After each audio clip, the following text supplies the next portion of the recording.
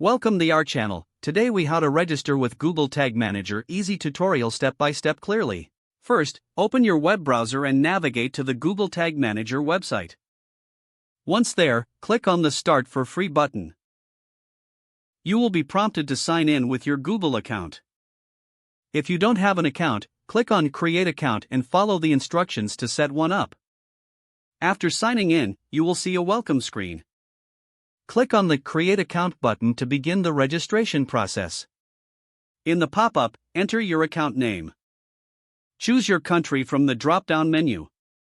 Next, you will need to set up a container. Enter a name for your container that reflects your website or app. Select where you want to use the container: web, iOS, Android, or AMP. After selecting the appropriate option, click on Create. You will need to agree to the Google Tag Manager Terms of Service. Check the box to accept the terms and click Yes to proceed. On the next screen, you'll receive your container's code snippets. Copy the two provided code blocks. You will need to add these code snippets to your website's HTML. Place the first code in the head section of your HTML. Place the second code in the body section.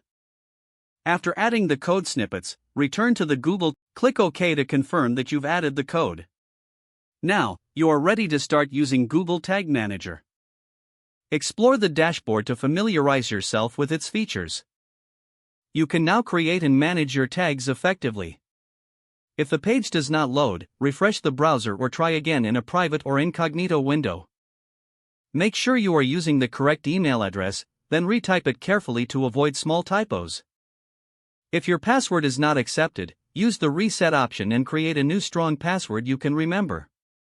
Check your spam folder for verification or security emails, then complete any requested confirmation steps. Enable two-factor authentication if available to improve account security and reduce unauthorized access risk. Don't forget to like this video and subscribe to our channel for more step-by-step tech guides.